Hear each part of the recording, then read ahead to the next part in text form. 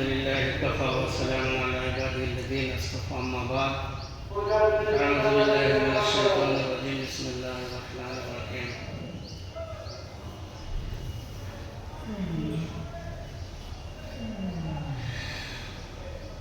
يا أيها الذين آمنوا حق تقاته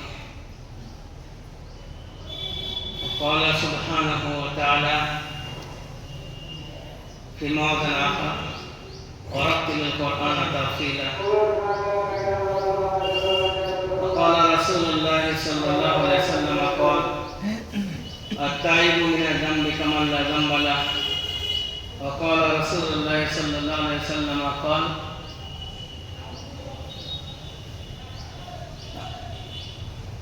كل بني آدم خطأ وخير الخطائين التوابون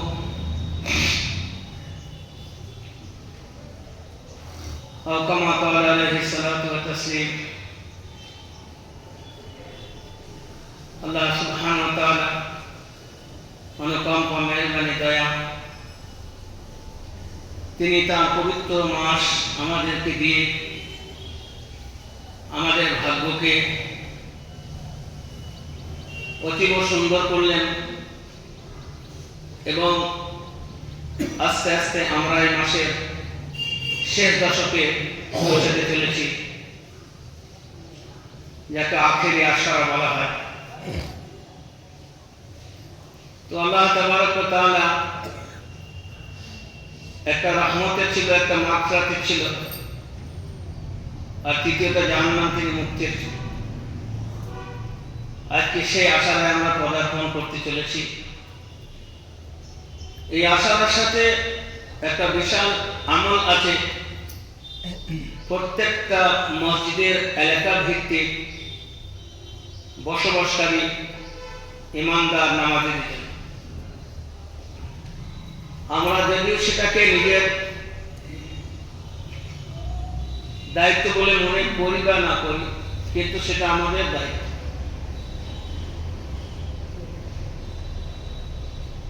দায়িত্ব যদি বুঝে আমল করে তা দুটো জাহানই ভালো হবে, আর যদি দায়িত্ব না বোঝেন তা কেউ বোঝাতে পারবে না। সেটা সেই বোঝাবেন যিনি দায়িত্ব আমাদের উপর দিয়েছিলেন কিয়ামতের মাঠে। আল্লাহ তাআলা যেমন সারা পৃথিবী সমস্ত সৃষ্টিকে তৈরি করেছেন, সেরকম মানুষকেও করেছেন,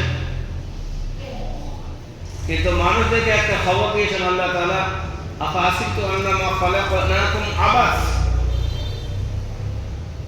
আমি আল্লাহ তোমাদেরকে অনার্থক পয়দা করেছি। যেমন আমরা আল্লাহর হুকুম, তার বিধানকে অনার্থক মনে করি, সেই স্রষ্টা বলছেন আমি তোমাদেরকে অনার্থক পয়দা করেছি। আমার পয়দা করার মধ্যে কোনো রহস্য নেই। যেদিন তুমি আমার কাছে আসবে সেদিন কড়ায় কোনটায় বোঝানো হবে যে আমি তোমার কি কারণে দুনিয়ার বুকে পাঠিয়েছিলাম। সেই জন্য আর কি হচ্ছে গিয়ে আমলের দিন হিসাব হবে না, আর যেদিন হিসাব হবে সেদিন আমল হবে না।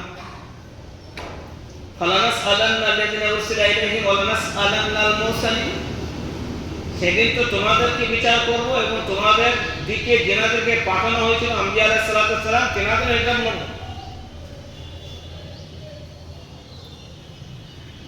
যিনাকে যুগে যুগে পাঠিয়েছি যে নবীদেরকে, তাদের আমি বিচার নেব, আর তোমাদেরকেও আমি বিচার নেব। সেই জন্য আল্লাহ তাবারক ওয়া তাআলা একটা মেহেরবানি করেছেন আমাদের উপরে যে আজকের দিনটা যদি সবকিছু হয়ে যেত তাহলে যা ভাবতাম সেটা করতাম হতো।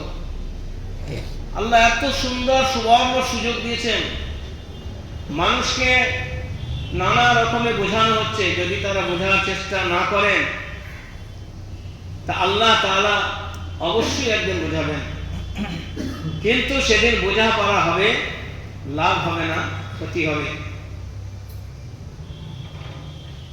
আজকে যদি হিসাবের দিন হতো তাহলে আমলে একটা গফলত হতো। আর যেদিন হিসাব হবে সেদিন কোনো আমল হবে না। মানুষ দুনিয়া থেকে চলে যায়, সদকা জারিয়া বলে, সদকা জারিয়া। সদকা মানে রাহে খোদা কিছু দিয়ে দেয়াকে সদকা বলা হয়। জারিয়া মানে ওটা চালু থাকবে কিয়ামত পর্যন্ত। কেন? আমি চলে যাব, আমার জন্য কে পাঠাবে না পারে, সদকা জারিয়া। তার ব্যক্তিগত আমল সব এখানে শেষ। তাই এমন কিছু আমল করে যায় যেটা সদকা জারিয়া। মানুষ মরে যায় কিন্তু তার নেক আমল বা বদ আমল, খারাপ আমল তার চালু থাকে। সেই কারণে নিজে আমল করি না যে আমল আমার সিলসিলা হয়ে যাবে আর সেটা জাহান্নামে যাওয়ার কারণ হয়। যে মানুষরা খারাপ পথ মত চালু করে গেল, তাদের কবরে কিয়ামত পর্যন্ত ওই খারাপ পথ এবং মতের যে পাপ রাশি তার উপর একাধিকভাবে অবিরাম বৃষ্টির ন্যায় পড়তে থাকবে। সে বড় আফসোস করবে যে আমি তো এত গুনাহ করিনি, কিন্তু অবিরাম গুনার যে একটা বাঁধ ভেঙে আসছে আমার কবরে, আর আমি যে জর্জরিত হচ্ছি, তা আমার পাপ কমলো না, আর না কমলো বন্ধ হলো না। আমি দুনিয়া থেকে চলে এলাম, পাপ বন্ধ হলো। হাদিস পাকের মধ্যে আছে কাহাসানাতি ইয়াজরি লাহু কাহাসানাত। নেক আমল করনে ওয়ালা একটা নেক আমল করে, তা চতুর্দিক থেকে নেক আমলের ব্রাঞ্চ তৈরি হয়ে যায়, সেখান থেকে তার অনায়াসে কবর আসতে থাকে। যেমন ইতিকাফ করনে ওয়ালা দিন বলা, যে ইতিকাফ করবেন, ইতিকাফের 10 দিনের মধ্যে অনেক নেক আমল যেগুলো হয়তো করতে পারতেন, করতে পারছেন না ইতিকাফে থাকার কারণে, তা বললে ওনার ওই হাসানাতের খাতাটা জারি করে দেওয়া হবে। কাজে না হাসানাত বসে থাকবে ওখানে, কিন্তু যত আমল করবে সব পাতো। কাউরে জানাজায় যাওয়া, কাউরে কাছে দেখা করা, কাউরে হুকাল করে আসা, কাউরে কিছু করতে হয়তো নেক কাজ অনেক করতেন, সেটা হয়তো করতে পারছেন না, কিন্তু ইতিকাফে থাকার কারণে সমূলে সমস্ত ভালাইগুলো তাকে দেওয়া। অথচ সে একটা করবে ইতিকাফ আর পাবে অনেক কিছু। যারা নিজের মেয়েদেরকে, নিজের ছেলেদেরকে, নিজের ফ্যামিলিকে খারাপ রাস্তায় রেখে দিয়ে গেল, বেনামাজি তৈরি করে রেখে দিয়ে গেল, বদকার তৈরি করে রেখে দিল, হারাম জমি দাবিয়ে রেখে দিয়ে গেল, যাকাত না দেওয়ার প্রথা তৈরি করে দিল, তার টেন্ডেন্সি, তার মেজাজের মধ্যে, তার রক্তের মধ্যে বেদিন ভরে দিয়ে দুনিয়া চলে গেল, ও তো গেল। এই সিলসিলা যতদিন চালু থাকবে, বেদিনের খাতাও চালু থাকবে। কিয়ামতের সকালে যখন সবারই খাতা বন্ধ হবে, তার খাতা বন্ধ হবে। ও জিজ্ঞাসা করলে বলা হবে যে তুই চলে এসেছিলি, তোর বেদিনই বন্ধ হয়ে আসেনি।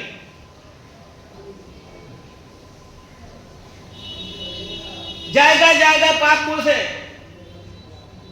যেমন জমিদার থাকে, ফকির কেন বিলটা ওনাদের, অমুক জায়গায় ওনাদের, তমুক জায়গায় ওনাদের, এখানে জায়গা, সমস্ত জায়গা, এখান থেকে ওটাও আমার, ওটাও আমার, ওটাও আমার, সব জায়গা থেকে লাভ আসছে।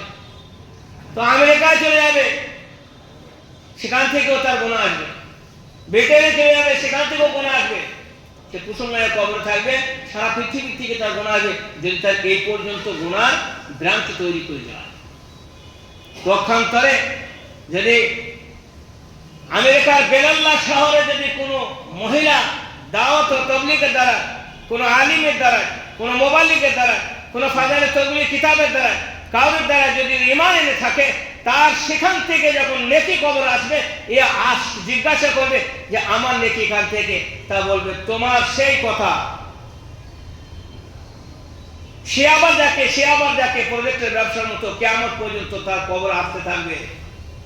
অতটা নাকি সে অর্জন নিজে করতে পারতো না, কিন্তু ব্রাঞ্চ এমন তৈরি করে গেছে, শাখা এমন তৈরি করে গেছে, রক্তের সন্তান এমন তৈরি করে গেছে যে তাদের সিলসিলা তার কবরে বাঁধ যেমন ভেঙে যায়, দামোদরে বাঁধ ভেঙে গেলে যেমন পানি ছুটে, তার দিকে নেকি তার কবরে এরকম ভাবে আসবে। অতটা মনে করেন না যে খায় দেয় তার এলাকায় ঘুরে বেড়ায়, এটা মুসলমানের জীবন নয়। মুসলমান ওকে বলে যার এক জঙ্গল, যদি একটা বিশাল বড় সুন্দরবনের মতো যদি একটা জঙ্গল সোনায় ভরে চলে আসে, তাহলেও তার কোন রকমের ইমানের মধ্যে কোন এফেক্ট হয় না, আমলে এফেক্ট হয় না। পক্ষান্তরে তার যদি এরকম একটা সুন্দর পড়াশোনা যদি নষ্ট হয়ে যায়, হারিয়ে যায়, তাহলেও তার ইমানের মধ্যে এক চুল পরিমাণ বরাবর কোনো ক্ষতি হয়। এর নাম হলো মুমিন, এর নাম হলো মুমিন। মালে প্রভাবিত হয় না, এলে প্রভাবিত হয় না, গেলে প্রভাবিত হয় না, আমলে প্রভাবিত হয়। আমল ছেড়ে গেলে ব্যাকুল হয়ে যায়। যেন একটা সাহাবী জামাতের সাথে নামাজ ছেড়ে গেছে, কাঁদছেন বাড়িতে, জামাতে নামাজ ছেড়ে গেছে দীর্ঘদিন পর, তা বাড়িতে কাঁদছেন। তা পাশের বাড়ির লোকরা সব সাহাবারা আরো এসছেন, বলে ভাই কি করে বিপদ হলো? তেমন তো কিছু, আপনার বিপদ হয়নি, এত কাঁদছেন কি ব্যাপার?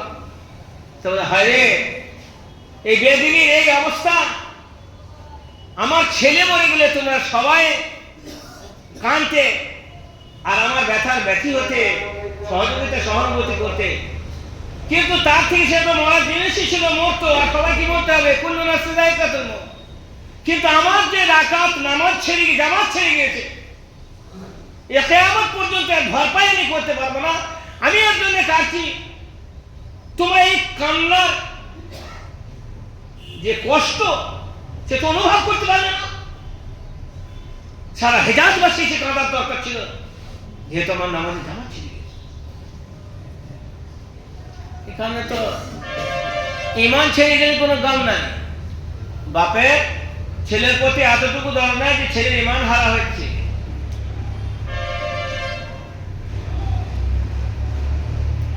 না মেয়েকে বেরেক করার জন্য রাস্তা, না ছেলেকে বেরেক করার জন্য রাস্তা, না মেয়েকে দিন দিই, না ছেলেকে দিন দিই। সেই কারণে আমার আল্লাহ ঘোষণা দিয়েছেন, আফা হাসিবতুম আন্নামা খালাকনাকুম আবাস, তোমাকে আমি বোঝাবো একদিন, তোমাকে আমি এরকমই তৈরি করিনি। যখন হার্ট ফেল হয়, যখন কিডনি ডাউন হয়, যখন শরীরে এক একটা ব্যাধি আসে আর তার পেছনে খরচা করতে হয়, শরীর ভালো থাকা অবস্থায় তার কিছু পুঁজি আসেনি, এক একটা শিরা, এক একটা ধমনী, এক একটা শরীরের অঙ্গ প্রত্যঙ্গ যখন তার ডাউন হয়ে যায়, যখন ডাক্তার ফেলিওর বলে দেয়, এর আর কোনো রকমের কোনো চিকিৎসা নাই বলে দেয়, সারা পৃথিবীর সমুদায় সম্পদ দিলেও ফিরে আসবে না বলে দেয়, তখন কিছুটা বুঝে আসে। কিন্তু তাই যদি বুঝে আসতো, তাই পৃথিবীর মুসলমান ডাক্তার সব থেকে বড় দিনদার হতো তারা। আরে যে হাত প্রত্যেক দিন সার্জারি করছে, ব্রেনের ডাক্তারকে বেশি দিনের দিক দিয়ে বেশি ব্রেনি হওয়া দরকার ছিল, কিন্তু দেখা যাচ্ছে একটা 96 পরিহত একটা মানুষ, দুনিয়ার খেপা, না বাংলা জানে, না আরবি জানে, না মৌলানা কিছু কিছু তা তো পড়া জানে, রোজা রাখাটা জানে, তারাবি 20 রাকাত জামাতের সাথে পড়াটা জানে, এতেকাফে থাকাটা জানে, কিন্তু ব্রেনের ডাক্তার সে যখন ব্রেন ট্রিটমেন্ট করছে, আমার থেকে তার পায়ের ধুলোর যোগ্যতা রাখবো না আমি। এই ব্রেন কেমন সূক্ষ্ম আল্লাহ তৈরি করেছে, ও ব্রেনের ডাক্তার, ব্রেন তৈরি করে না। তাই সব থেকে বেশি দিনদার হওয়া দরকার ছিল একটা মুসলমান ডাক্তার, কিন্তু বেশিরভাগ বেদিনই পাওয়া যাবে। তাহলে দেখা গেল ও পেট ভরার একটা চালাকি মাত্র, ওটা লেখাপড়া নয়। যে ওপেন সার্জারি করছে প্রত্যেক দিন, যদি একটা মুসলমান ডাক্তার হয়, তার দিন আছে নামাজ আছে, তাহলে ওটা কি সব থেকে তাকে বেশি না দরকার ছিল, কারণ সে যা ফাংশনটা জানে ভিতরের বডি, আমাদের মতো ওই মূর্খ মৌলানা কিচ্ছু জানে না। কিন্তু সে দিনদার কোথা, তাকে তো ফার্স্ট কাতারে কোনোদিন পাওয়া যায় না। পেট ভরাবার মেশিন শিখেছে, টাকা ইনকাম করার যন্ত্র তৈরি করেছে। সেই কারণে আমার রাসূল বলেছে, দিন গরিব হোকে নিকলা, और गरीब होके समझ कर आएगा दिन मदीना में। दिन का खुरूज मदीना से है और दिन का रजा लौट के दिन मदीना में आएगा। दिन যখন ছড়িয়েছিল তখন গরিব ভাবে বিলাল, আম্মার, ইয়াসির, কৃতদাস, দুনিয়ার কম শিক্ষিত, কিন্তু সব থেকে আল্লাহ তার রাসূলের নৈকট্য লাভ করেনা আসহাবে কেরাম তেনারাই ছিলেন। হযরতে রাসূল করিম সাল্লাল্লাহু আলাইহি সাল্লাম বসেছিলেন। মুশরিকরা বড় বড় পান্ডা, লিডার, নেতা কেতারা এসে বলেছিল যে রাসূল আপনার কাছে ছোট ছোট লোক আসে, মুসলিম, যাদের গায়ে কাপড় ছিঁড়া, পায়ে জুতো নাই, পা ফাটা, কালো, অমুক তমুক, এইসব ধরনের মানে একদম লো ক্লাসের, থার্ড ক্লাসের লোকরা আপনার কাছে বসে থাকে। কোনো কোনো সময় একটু ভারী মনে করে আপনার সাথে একটু ডিসকাস করবো, মানে দিন সম্পর্কে বুঝতে হবে কি ইসলাম ইসলাম বলছেন, একটু এদের জন্য আসতে পারি, এদের সাথে তো আমাদের সমন্বয় হয় না। এদের কাঁধে কাঁধ দিয়ে বসা মানে এদের কাছে বসা আমাদের তো মানে একটা প্যাসেজটা বলে কোনো জিনিস থাকে না। সেই জন্য একটুখানি যে শরীর ফরি রাখেন, কে বলে আমরা আমরা থাকবো, তাহলে পরে মোটামুটি একটু চিন্তা ভাবনা করতে পারতাম, আপনার সাথে আসবো কিনা একটু ভাবতাম না। আর আপনি এইসব জঘন্য নিয়ে পড়ে থাকেন। রাসূল সাহাবাদের বললেন, ও বা যদি ওরা দিনে আসে তাহলে ভালো হবে, তোরা একটু আশেপাশেই থাক, তোরা তো কলজির জিনিস, আজকে আমার মজলিস তো আসি না। এইসব বড় বড় নেতা কেতা আসবে, এরা যদি আসে দিন ছড়িয়ে যাবে দুনিয়ার বুকে। আর আমি ওইটার জন্য এসছি, ও তো বুঝতে পারছি, আমি তো বুঝতে পারছি না, জাহান্নামে শেখা হবে।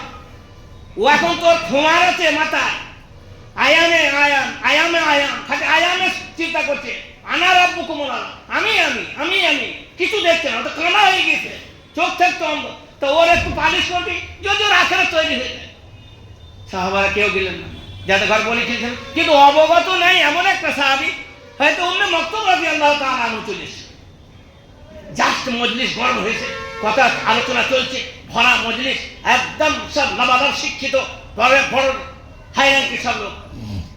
লাঠি ধরে একটা কানা সাহাবী উম্মে মাকতুম রাদিয়াল্লাহু তাআলা আনহু দরজায় এসে, আসসালামু আলাইকুম ইয়া রাসূলুল্লাহ, আল্লাহ রাসূলের ওয়ালাইকুম, যেরকম সালাম দেয় কেমন, একটা সালাম দেয়, হ্যাঁ ওয়ালাইকুম আসসালাম, আরে কেমন আছেন, ভালো আছেন, আরে ওয়ালাইকুম আসসালাম, ওয়ালাইকুম আসসালাম।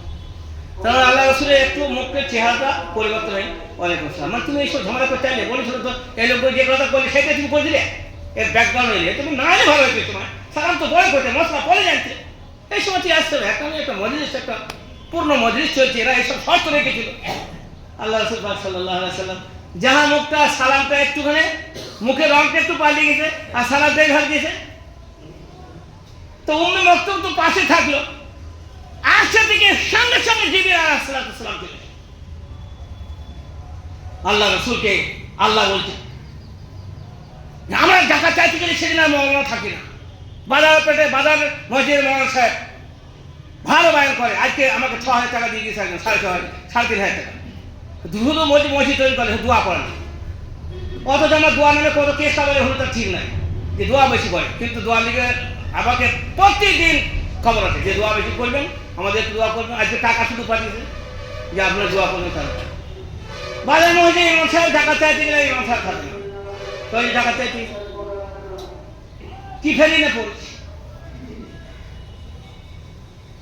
উম্মে মাকতুম মশলা জানতিয়েছে, কি ফেরি না পড়ে গেছে, জিবরিল আলাইহিস সালাম পড়তে চাচ্ছি। আর সে থেকে আসার পরে বলছেন আল্লাহ রাসূলের কাছে, আবাসা ওয়া তাওয়াল্লা জাহুল আমা ওয়া মা ইউদরিকা লাআল্লাহু ইয়াযাক্কা আও ইয়াযাক্কারু ফাতানফা'হু যিকরা আম্মা মান ইসতাগনা ফাআনতা লাহু তাসাদ্দা ওয়া মা আলাইকা আল্লা ইয়াযাক্কা। সর্বপ্রথম কথা হলো, ইয়া রাসূল আপনার মুখ বিবর্ণ কেন হলো, কি কারণে? আবাসা ওয়া তাওয়াল্লা, মুখে আপনার একটা অন্যরকম ইফেক্ট কেন হলো? আবাসা ওয়া তাওয়াল্লা আন জাহুল আমা, অন্ধ নাবে না, দুঃখী গরিব সাহাবী আপনার কাছে মশলা জানতে এসছে, আর অ্যারোস্টেকে গাধা ঘোড়ার দলগুলোই বসে আছেন। আবাসা ওয়া তান জাহুল আমা ওয়া মা ইউদরিকা লাআল্লাহু ইয়াযাক্কা। খবরদার এ মজলিসকে এখনই আপনি বরখাস্ত করুন, মারুন লাঠি, ছড়িয়ে দেন এদের মজলিসকে। উম্মে মকতুম আমার পেয়ারা, আপনিও তো বলছেন এখান থেকে চলে দেখো, ও দিন গ্রহণ করলে না করলে আমি আল্লাহর কিছু যায় আসে না। আপনি এদেরকে তাড়াতাড়ি কাজ করুন, তারা আমাকে ঘাঁটা মারুন। আল্লাহ রাসূল বলছেন, कहाँ बिलाल कहाँ है, अम्मर कहाँ है, यासिर कहाँ है, उम्मे मक्तुम कहाँ है? अरे मरना जीना तो तुम्हारे साथ है, आओ मेरे जिगर के दोस्तों, मरना जहाँ खुदा राजी है तुमसे तो मैं कहाँ का हूँ, मरना जीना तो तुम्हारे साथ है, आओ मेरे दोस्त। এই কথা সব গরিব ফকির, একদম এতিম, একদম বেবাস, পা ফাটার দল ছিল, নাউযুবিল্লাহি মিন যালিক। কারণ ইন্না আকরামাকুম ইনদাল্লাহি আতকাকুম, থাকলো আপনার এসিওয়ালা দোকান আর গোডাউন আর মস্তিষ্ক গরম করার পার্টি পয়সা, ওসব থাকলো একদিকে। নামাজ যে পড়বে, কোরআন যে পড়বে, পাবন্দি যে করবে, ভালোবাসা তো আল্লাহ তার সাথে লিখেছে। এদিকে তারাবি আবার খারাপি হবে, পালিয়ে যাবে, আর তোমার দোকানকে আল্লাহ ঠিক রেখে দেবে। কত বন্ধুর দোকান এরকম ভাবে সব জ্বালিয়ে দিয়েছে, কত বন্ধুর বিজনেস পার্টি সব নৃশংস করে দিয়েছে, আর তাদের হাতে ভিক্ষা ঝুলিয়ে দিয়েছে, যা ভিক করে খা। পয়সার লেগে নামাজ ছেড়ে দেবেন, পয়সার লেগে ইনকাম করার দিকে রোজা ছেড়ে দেবেন, পয়সা ইনকাম করার জন্য নিজে কাতার থেকে 3 টাকা 4 টাকা 6 টাকা পেলে না পেলে চলে যা। আর কি কোনো বাইরে পড়িয়ার সামনে পড়ে আছে, এরা যেন জেলে বন্দি আছে, যেন এদেরই বাপের মসজিদ, এরা যেন কোরআন শোনা দিয়ে খেকে দাঁড়িয়ে গেছে, আর আমরা যেন মুসলমান। সেই কারণে আমার আল্লাহ বলছেন, সালানা সালান্নাল্লাযীনা উরসিলা ইলাইহিম ওয়া লানাসআলান্নাল মুরসালিন। তোমাদের নবীদের আমি জিজ্ঞাসা করব বন্ধু, আর তোমাদেরকেও জিজ্ঞাসা করব আমি খোদা, যেদিন আমল হবে না বিচার হবে, আর আজকে বিচার হবে আমল হবে না। খুব মজা, কোরআন হচ্ছে আর আপনি পালিয়ে যাচ্ছেন। আল্লাহ বলছে আমার কোরআন শোনার জন্য, আমার কোরআন শোনার জন্য আসমান থেকে ফেরেশতা আসে। আবু জেহেল, আবু লাহাব রাসূল কারীম সাল্লাল্লাহু আলাইহি ওয়াসাল্লাম মসজিদ নববীতে কোরআন পড়ছে, তারা পাশ থেকে লুকিয়ে শুনছে, আর একে অপরে ডাকাডাকি হচ্ছে, বলে কোরআন শুনতে গেলি কেন? আমার তো কথা ছিল কোরআন শুনবো না। বলি থাকতে পারবো না রে, সেখানে চলে এসেছি। বলছে বলি না কাউকে। বিরোধী পার্টি সে কোরআন শুনছে, এ ওকে বলছে তুই শুনবে না, আর এ ওকে বলছে তুই শুনবে না। ও লুকিয়ে পাশে গিয়ে কোরআন শুনছে, ও লুকিয়ে পাশে গিয়ে কোরআন শুনছে, দিয়ে ভোর হচ্ছে পালিয়ে যাচ্ছে। এ ওকে দেখে ফেলেছে, ওকে দেখে বলে আমাদের তো দারুণ না দেওয়া পার্লামেন্ট তো এই বিচার হয়েছিল যে কেউ কোরআন শুনতে যাবে না, যে কোরআন শুনতে তার মার হবে, তা তুই এলি কেন? বলে আমি চাইছি, তা তুই কেন এসেছিস বল? বলে ভাই আমার সরকার হয়ে যে কোরআন শুনতে আসি, তাহলে কি কেলেঙ্কারি হবে, লোক আমাকে মানবে, তারপর সাইলেন্ট হয়ে যায়, আচ্ছা কাজ পারবো না, তারপর তুই ফের চলিস। আবার ওই দেখা বলে তাহলে কি হবে বলতে, আমার তো মারি বাকি থাকবে না, আমরা তো লোককে মানা করবো, আমরা ও থাকতে পারছি না। 3 দিনের মধ্যে 2 দিনের বললে আর কাল থেকে আসবো না, আর একদিনের বললে তোদের ওই ঝামেলা আমি নাই, আমি মুসলমান হয়ে যাবো, যত কষ্ট হবে। এই কোরআন যদি এত মধুর হয় তাহলে তার দিন কত মধুর হবে। ও তো কাফের কোরআন শুনে মুসলমান হয়ে গেল, আর আমাদের এখানে তারাবি হচ্ছে, আর এখান থেকে ও মুসলমান ভাই কোরআন পেছনে করে পালাতা হয়, আর আল্লাহ কিয়ামত के दिन ডাকতা হয় कि যখন কোরআন হতা হয় তুমি পালাতা হয়, বলবে না? ও বলবে দোকান খুলবো, হ্যাঁ চাকরি করি, ব্যবসা চাষ, হ্যাঁ খুব সামলে। এই রমজানের খারাপি 1 মাস করার কারণে সারা জীবন খারাপি করতে হবে, সুখ জীবনে আসবে না, আর কবরও ঝুলবে। সেই জন্য প্রস্তুত থাকি যে আমরা যেন আল্লাহ যে বিধান দিয়েছে সেটা মানার কমসে কম চেষ্টা করি, নাহলে যা আমলের খারাপি চলছে এতে করে দুনিয়াও তো নষ্ট হবে, আখিরাত নষ্ট হবে। আজকে তারিখে সবার উপর দায়িত্ব, যেটা প্রথমে বলছিলাম, ইতিকাফের। সবার এই পার্শ্ববর্তী যত ব্যবসায়ী আছেন, বসবাস করেনওয়ালা মসজিদের প্রত্যেকটা মসজিদ, তাদের উপর ফরজে কিফায়া, একটা সুন্নতে মুআক্কিদা, যে একজন কমসে কম ইতিকাফ করবেন। বেশি বেশি করা বাজারের মতো জায়গায় লোক ইতিকাফ করা দরকার। আজকে সন্ধ্যায় আপনাকে এখানে আসতে হবে। আপনি কিভাবে কাকে নির্বাচন করবেন, কারা থাকবেন, সেটা এই মসজিদে যিনারা নামাজ পড়েন, যিনাদের মসজিদ লাগে, তেনাদের সবারই ওপর গুরু দায়িত্ব। পালন করবেন না, কিয়ামতের জবাব দেবেন। আর যদি পালন করেন বিশাল সওয়াব পাবেন, যে ইতিকাফে থাকবেন তার যা স্বভাব হবে, যেনারা ব্যবস্থাগুলোকে রাখবেন তার সেই স্বভাব। কিন্তু এতেকাফে বলে কই হয়তো কেউ রাখালে মনে তার যেন শুলি হবে, আর বাকি কাউরে কিছু হবে না। এতেকাফে যে লোকটা আছে সে লোকটাতে আমাদের সবারই থাকা দরকার ছিল, কিন্তু একটা লোক যে থাকলো তাকে দেখবে কে? সভাপতি, সেক্রেটারি, মসজিদ ইমাম, আর আপনি আর আমি খালি একদম চুস্ত, মানে কোনো খবর রাখেন। হ্যাঁ, তো বিয়ে করতে হবে কেন? বউর হক না আদায় করতে পারলে তো মুসলমান কিসে লিগে? এটা পারি না ওটা পারি না, পারেন নাকি? এতে কাপের দায়িত্ব আপনার না? এতে কাপ খেলে কি না খেলে সবারই দায়িত্ব। কিন্তু আপনারা কোনই বলে সংসার এতে কাপে থাকতে হবে, কটা থাকছে কি না থাকছে একদম বলছেন কেন বলেন না? যাদের এই মসজিদটাই মসজিদ, বিশেষ করে আমি তাদের বলছি, এই মসজিদে এলাকাধীন নামাজি যারা, যাদের এই মসজিদের হক আছে, তাদের ওপর 100% এই গুরু দায়িত্ব। এতে কাবে থাকবে, সে কি খাবে কি পড়বে, ইমাম সাহেব থাকবে, ইমাম সাহেবের দায়িত্ব। বলে আমাদের দায়িত্ব এই আছে, এই 1 টাকা ইমামকে দেবো, দেবে তো দিবি না দিতে হবে তো, ইমাম থাকলে না থাকবে আমি টাকা দিব, আমি পালা দিতে পারবো, আমি খাওয়া দিব। তো মসজিদ না থাকলে কি মসজিদ কি হয়েছে? মাশাআল্লাহ, সুবহানাল্লাহ, কত ইমানের জোর। কুকুর বিড়ালকে খাওয়াবে কেউ ভালো, ইমামকে খাইয়ে কি হবে? এতে কাপের লোককে খাইয়ে কি হবে? হ্যাঁ, নিয়ে পারলেন আপনার ছেলে যদি হতো ইমাম, আপনার ছেলে যদি থাকতে এতে কাপে, তাহলে আপনার মনটা কেমন হতো? 10 বছর 5 বছর পরে মসজিদে ইমাম খুঁজবেন, এতে কাপের লোক আবার ভাড়া করে আনছেন কোন জায়গা থেকে। কেন প্রোটেকশন তৈরি হচ্ছে না? আপনি দেখছেন অনেক মাল তো যেগুলো আদায় করতে আসছে, ওদের 10 ভাগের 1 ভাগ আলেম আছে, আর বাকিগুলো সব হচ্ছে আপনার ওই সাতকাল গিয়ে বইকাল থেকে সব এলোমেলো মাল, একটা আলেম না। সব গেঁজা খেয়েছে, এ করেছে তা করেছে, কোনো কাজ নাই, একটা চেক হাতে দিয়েছে, দিয়ে সব আদায় করতে আসছে, একটা আলেম না। কি করেছে? গুন্ডাগিরি করেছে, বদমাইশি করেছে, লাপাবাজি করেছে, কুস্তি লড়েছে, দিয়ে শের বয়সে ভাত দিচ্ছে না, যে একটা চেক বলছে হাতে ভাত তো আমার হাতে। আলেম নাই বেশিরভাগ। আপনি আলেম মন করছেন? আলেম হয় তোর একটা কাগজ নেবেন, দিয়ে ওকে জাকাত দেবেন, মজা আসবে। ওরা তো পেট চালাবার ধান্দা করেছে। ওই দলের লোক নামাজই পড়তো না, ওই হালাহালি দাঁড়িয়ে গেছে, লম্বা জামা করেছে, যে আপনার চিনতে ভুল হচ্ছে, ও মনে হয় কিনা ওকে ঝাঁটা মেরে তাড়ানো দরকার। আর আপনারা এই না চেনার না কারণে দেশে জাতির ক্ষতি হচ্ছে, যে মাসায় পৌঁছাচ্ছে না, আর যেটা পৌঁছাচ্ছে ওটা কাজ হচ্ছে না।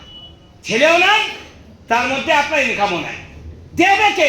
জাতি যাকাত দিতে কণ্ঠিত। কোন বয়ানটা আপনার করি? সেই কারণে দোয়া করুন, আল্লাহ তাআলা আপনাকে আমাকে সঠিক রাস্তার তৌফিক দান করুন। এতেকাবে যিনি থাকবেন এরা আমরা সকলেই খেয়াল রাখবো। আর আরও ভাই তৈরি থাকবো যে আমাদের এতেকাবে আজকেই থাকতে হবে মাগরিবের আগে মসজিদে। যেনারা নিয়ত করবেন তেনারা অবশ্যই আসবেন, আসার চেষ্টা করবেন। আল্লাহ তাআলা আমাদের আমল করার তৌফিক দান করুন। আখির দাওয়ানা আলহামদুলিল্লাহ।